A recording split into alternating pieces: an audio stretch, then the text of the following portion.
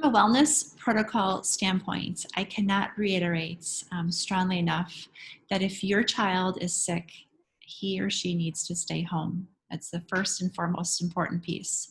Um, we will be asking you to do wellness checks at home prior to having your child come to school every single day. Staff will also be following and doing those same wellness checks. We are still waiting for what the symptoms and the guidelines are from the health department for a COVID protocol to take place. So I have a meeting with the health department this coming Thursday, and we are anticipating that we will receive those protocols and guidelines this week, Thursday.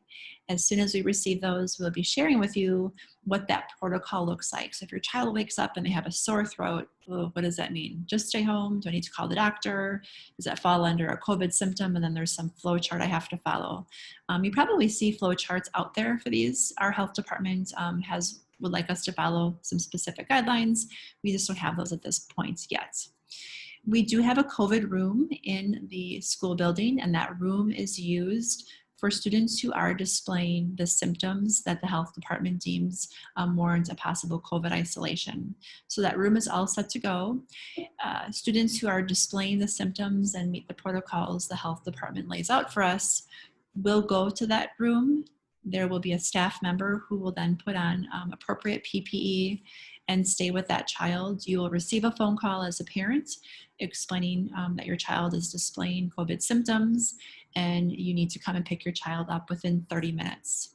If you don't have the ability to get to school in 30 minutes, we will then ask you to call an emergency contact and make sure someone does come within 30 minutes to pick up your child. So it's a great time to do a little bit of a refresh. Who are your emergency contacts? Are they comfortable picking your child up from school? If you have any changes to your contacts or you're not sure, please give the office a call and let them know, hey, my emergency contact isn't comfortable picking up my child if there's COVID, so here's the person you need to call. Please know that we did install over 40 hand sanitizing stations within the class or within the building. Every classroom has a hand sanitizer station within the classroom. Teachers will also be really reinforcing and teaching proper hand washing.